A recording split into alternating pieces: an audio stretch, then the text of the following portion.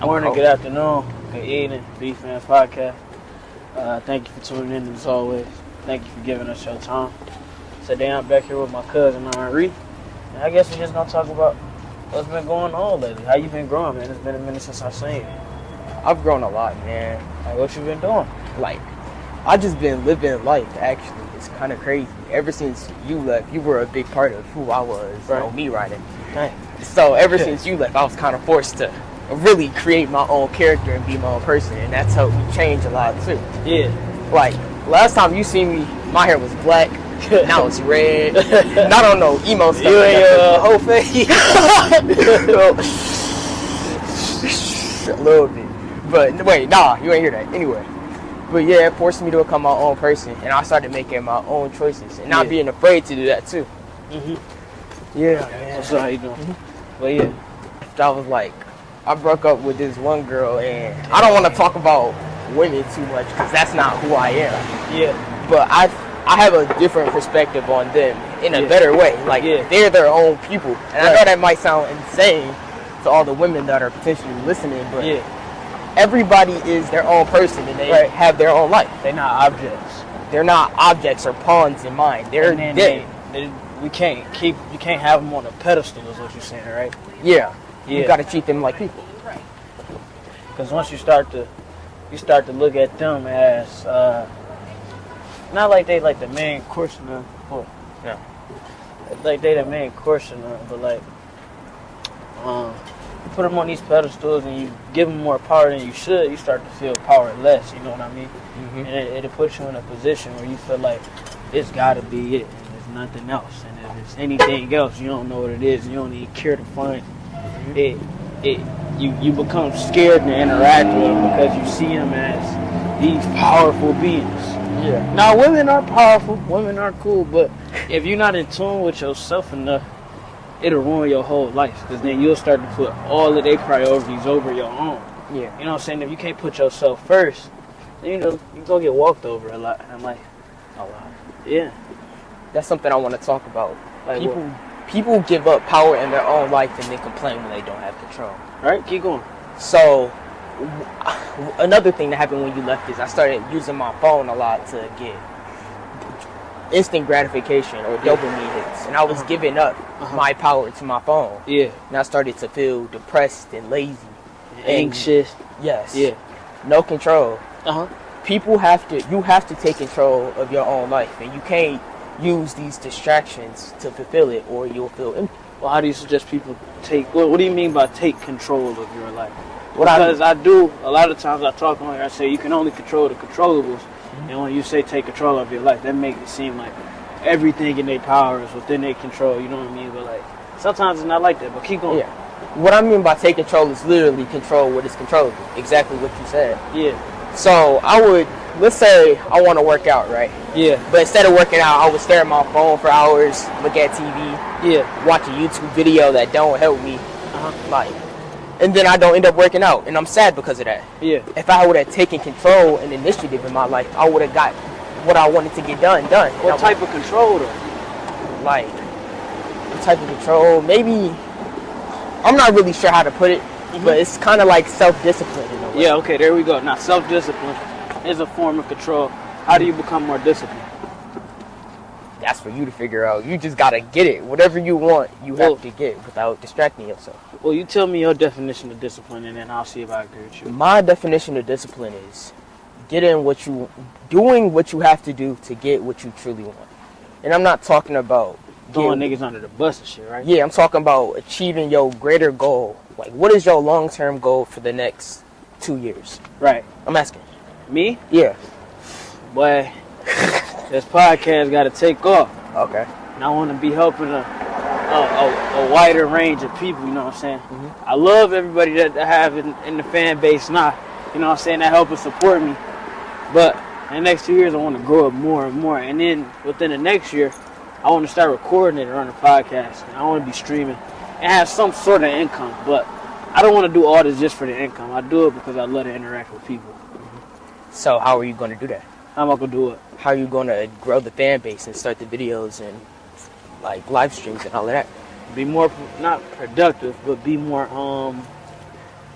what they call it, be consistent. Make sure I'm constantly, what? No, keep going. Be consistent. Make sure I'm constantly getting content in.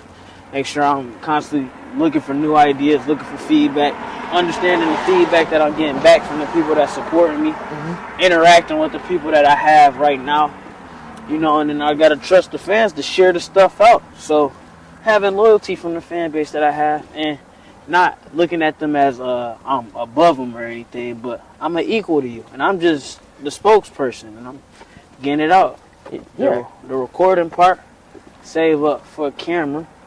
I got a friend that'll let me, my friend Melanie's going to let me use her camera when I get back to school, so thank you to Melanie for that one. But while I use her camera, I'll probably end up saving up to get a PC. I save up to get a PC, I can start streaming, and then I can figure out my own camera eventually, but yeah. So that will and then you got to believe in yourself, too. Now, you can set all this shit up and say you're going to do this, and that, but you got to believe it's going to happen. It's nothing without faith. You know what I'm saying? Yeah. Go ahead. Oh, yeah, it's nothing without faith. You can't accomplish anything without faith. But back to the discipline topic. If you do all those steps, that's you being disciplined to the goal that you want to accomplish. Okay. You can't just say, let's say I run track. Let's say I want to be the fastest ever. Right. I can't just say that and then randomly working out and doing all of this stuff. You got to be consistent. You need to be consistent and dedicated to your goal for it to be accomplished. Okay. You're not going to get there by accident, and people think that's going to happen. Yeah, it's not. Okay. Luck is my opportunity to meet preparation. So a lot of times when we're viewing people and we see them get this big surge of fame, it's not because they got lucky. I mean, yeah, to some extent, luck is a thing in itself. But back to the opportunity meeting hard work. Is that what I said? Yeah. Preparation meets hard work or something like that. But, yeah. So people, what's done in the dark will come to the light. So people be working and working and working. And then boom, then they get their spurt of fame. But we only see the part where they get famous. So we like, oh, this nigga in an industry plant. Oh, this nigga, he just got famous. He must have did something. He must have sold his soul, this and that. But what they not knowing is he stayed up for a week straight working on editing his videos. He stayed up for a week straight looking for interviews to get. He stayed up for 2 months trying to find motherfuckers to interview him to get him a job or whatever the person did, you know what I'm saying, to get where they at. And we just see the end, we see the end part. You know, bamboo grow under the ground for a really long time before it shoot out of the ground. And then we get to see the glorious big ass bamboo sticks that we see that damn near touch the skies. But so we can't just discredit people because we didn't see the work that they was putting in. And we can't never say that the work didn't exist because we didn't see it. You know what I mean? So that's what luck is. It's when opportunity meet preparation or hard work. I forget the quote exactly, but yeah. How do you feel about luck? You just explained it perfectly. There's not too much more for me to say about it. But luck, I feel like I'm a really lucky person. Right? Just because of like how I was like, nigga, not how I was born. Whoa. But well, I mean, like, some people, were you a C-section? Maybe. I don't know. I came out. I got cut out. I got cut out. Yeah. All right. But just how I was born and how all the amazing people I have around. What you were born into is what you're saying. Okay, there we go. And all the amazing people I've met and ran into, and also automatically had in my life in a way, like you. So I feel like naturally I'm a lucky person, and I'm grateful for everything that I have. Yeah. So yeah, you feel like you lucky? Dog, I'm lucky as fuck. I'm not even gonna sit here and I don't even like to sit back and take credit for like all the stuff that I feel like I've accomplished or other people have seen me do or the opportunities that I've been given. But it's just been a lot of times where shit just so happened to work out, and I feel like it's disrespectful to the universe if you take those opportunities and you throw them out the window by being undisciplined, by doing shit you know you ain't supposed to do, being places you know you're not supposed to be at. You know what I mean? Just doing dumb stuff, just throwing it all away for no reason. Yeah. I feel the more of those quote unquote lucky moments that I get, the more I feel like I got to be disciplined. The more I want to work harder. Because a lot of people, they get in a position where they get a lot of stuff and then they become complacent. You know what I mean? Yeah. But I feel like when I get in a position where it's like I'm handed something, like a blessing, bro. Okay, now I got to work harder. Now I got to do more work on the back end. Now I know what I've been doing, been working. It got me this much. If I do more, how much more can I get? You know what I'm saying? Yeah. How much can I add on to this? What can I do with this? And then the next part is not what can I do with this to benefit me, but what can I do with this gift that I was given to benefit others? How can I push this out to everybody else? How can I show people to get their own stuff? How can I show people to be more disciplined themselves? How can I show people to get more lucky? You know what I'm saying? Yeah. Yeah. So just I don't know, because I've been in a lot of environments where it's like shit can go wrong really fast. You know what I mean? And it's lucky, you got to be lucky to get out of those type of situations. Because a lot of people get into places that they can't get out of. A lot of people be in the same neighborhood that I was raised in and can't get out that mud. You know what I mean? They just don't have a way. And I'm just glad I had the resources, like you were saying, and people around me that was able to lead me to the right way. Because as a kid, you don't really have that much power over how your life go. Yeah. And so then a lot of it is left up to chance. A lot of it is left up to luck.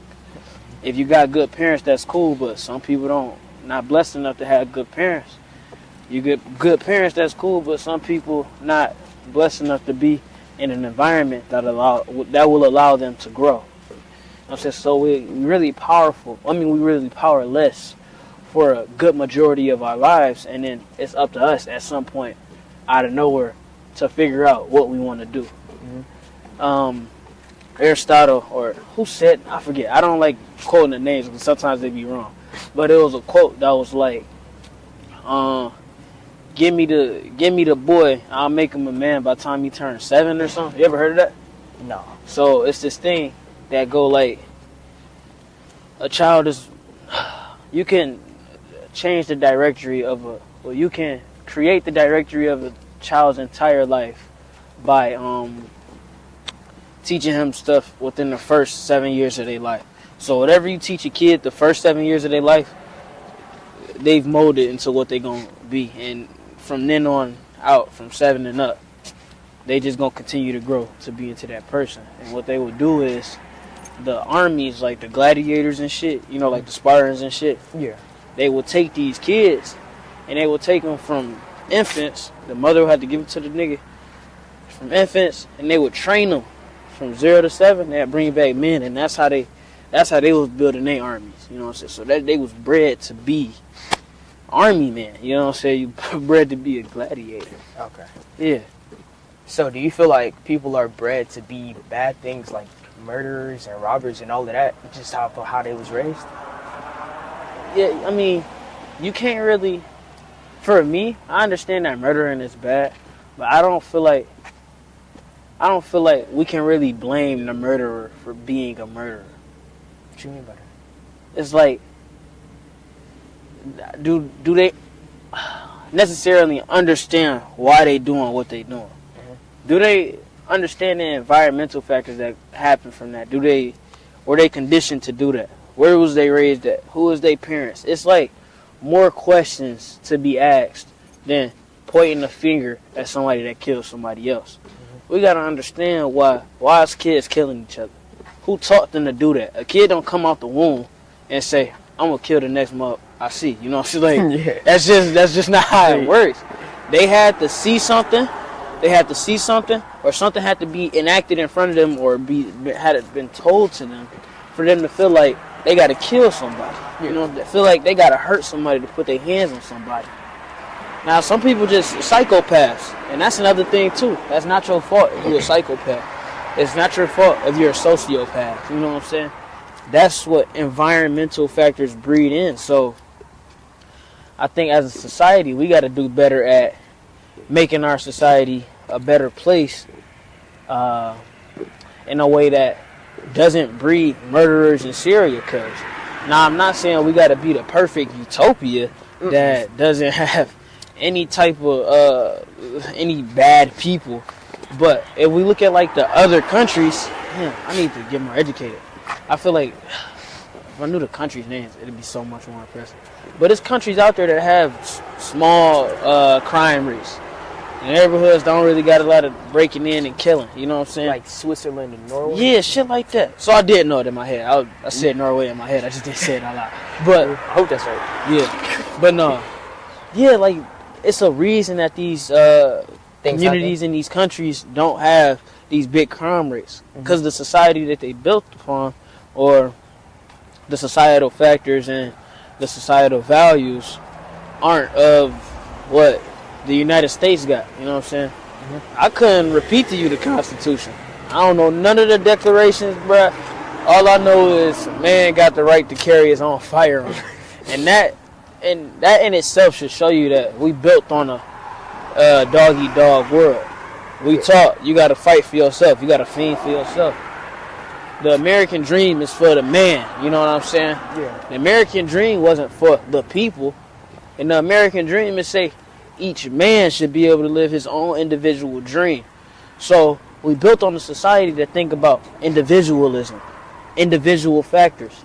And if you think to the wilderness and the wild, animals don't give a fuck who you are, bruh.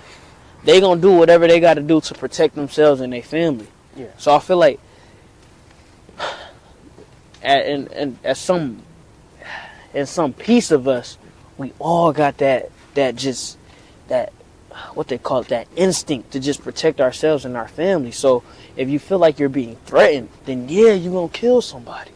If you feel like you're being threatened, yeah, you're gonna protect your family. Yeah, you're gonna do anything that you gotta do to make sure somebody don't get you before you get them. Yeah. You gotta make sure you don't get got, or got gonna get you.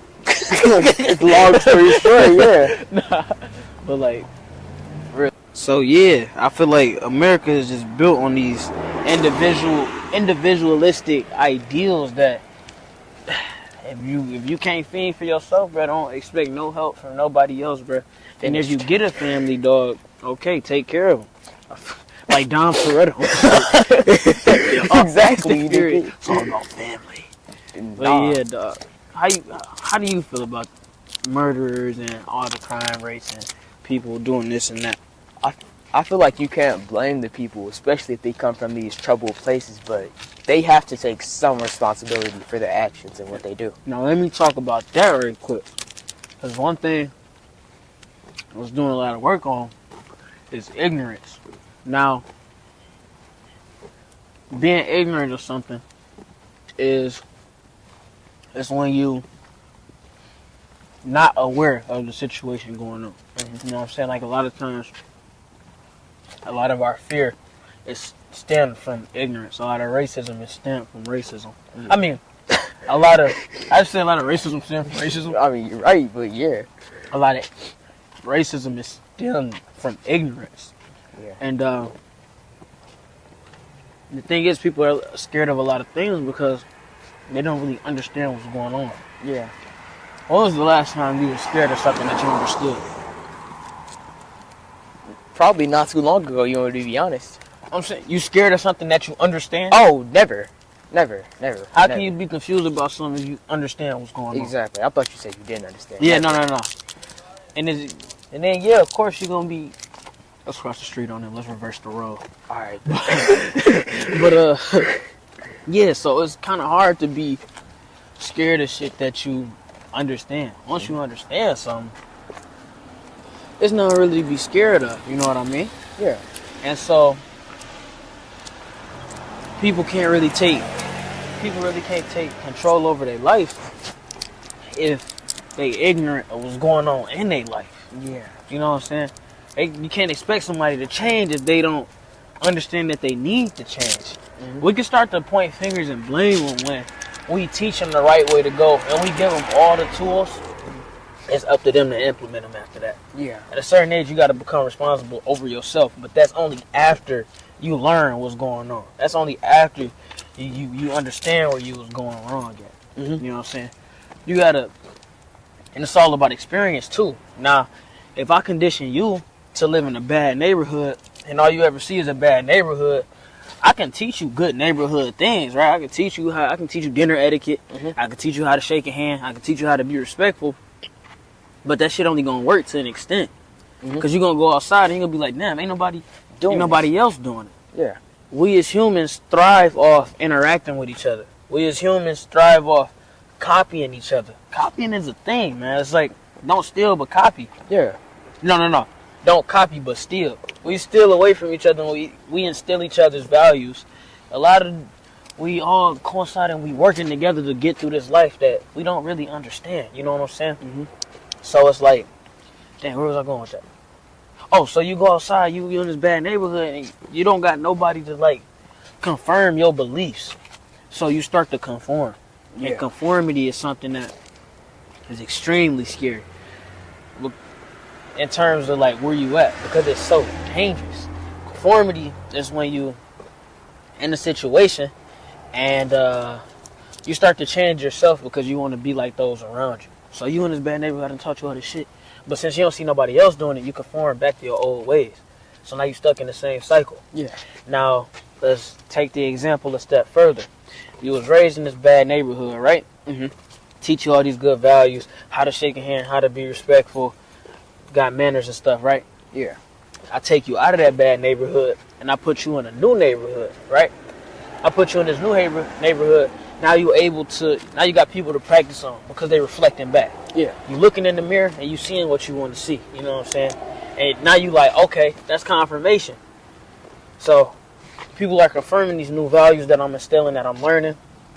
And boom, I'm going to put them in place. Boom, I'm going to use them. And that's when you start to grow as a person. That's when your discipline can start to work in. Change has to be consistent across all the boards. You can't just change one thing and nothing else don't change. You know what I'm saying? You got to be willing to accept change everywhere, even if everything don't change at the same time. There you go. Yeah. You know what I'm saying? Yeah. And it's crazy how it works, but it works. So, what was your action? I forgot at this point. I was too busy learning. I think it was talking about how hey, how's it going? Good, and you? Good. About how people can blaming people for their actions. Yeah, there we go. Man. What? Nothing. Letting it resonate. We talking on a podcast right now. I can't take that silence. Okay. Yeah. Okay. We was talking about all the problems with America and how it's not these people's fault that they're growing up in these projects and systems without food and knowledge, growing up ignorant. Ignorant being the lack of knowing, not being stupid or acting out. So how do you feel we can reduce the ignorance among all people, not just black people? Because there's a lot of rich people that are ignorant as well. It is. So, if we want to start in like the inner city, in these inner city neighborhoods, where the most people are, yeah, we're gonna need luck to be on our side, right? So we're gonna need these kids that's outliers, like me and you. You know what the outlier is? Person that stands out. Person that stands out. We're gonna need these people that are black sheep. We're gonna need the black sheep to the family to make it out, get all the experience. Cool, boom, you made it out. But we also gonna need you to come back and teach the others. That's when you gotta become the role model. So we're gonna need luck on our side to get these kids out of these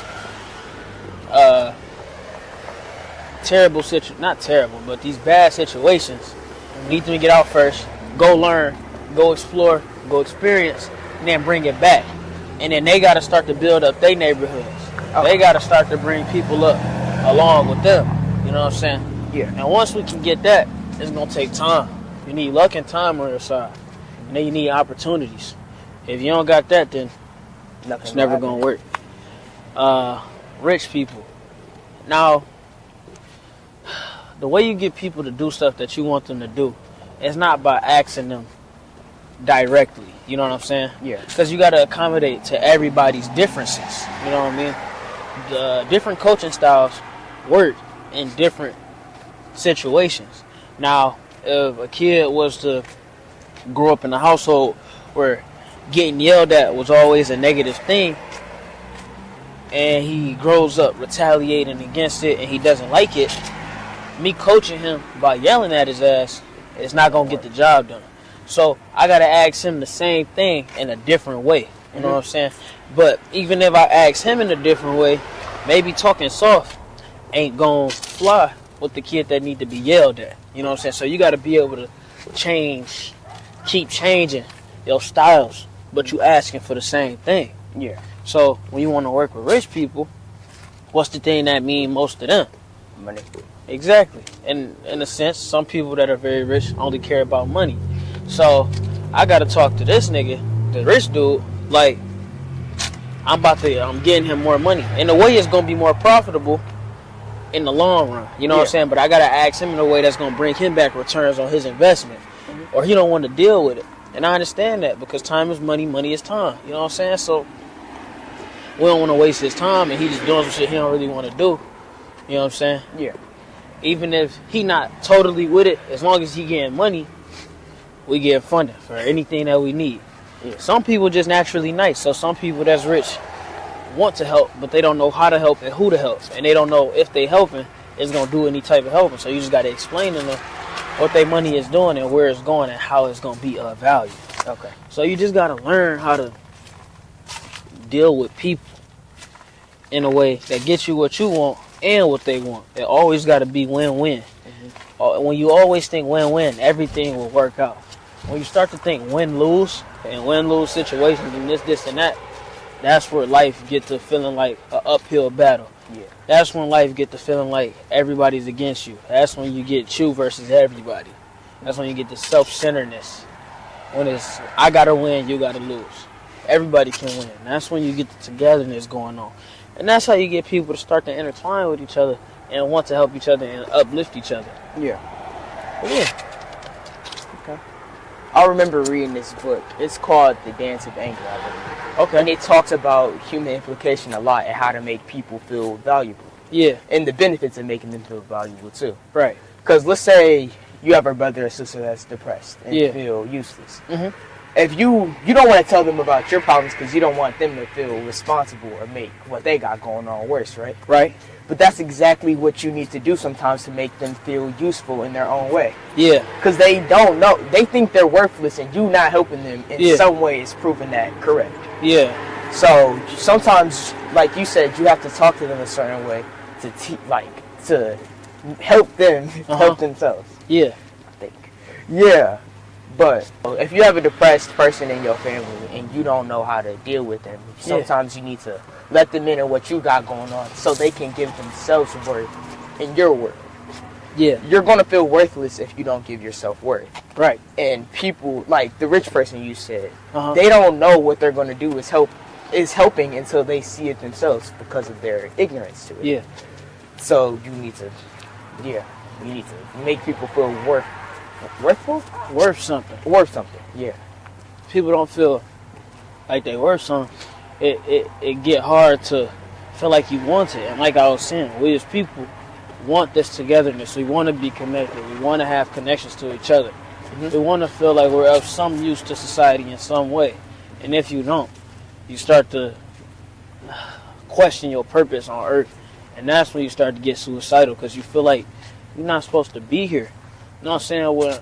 When robots feel like they being overworked or something, or they don't have a task to do, nigga, they self-destruct. They don't have any reason in being here. If they can't fulfill their purpose here, what are they here for? It's a waste of time. Yeah.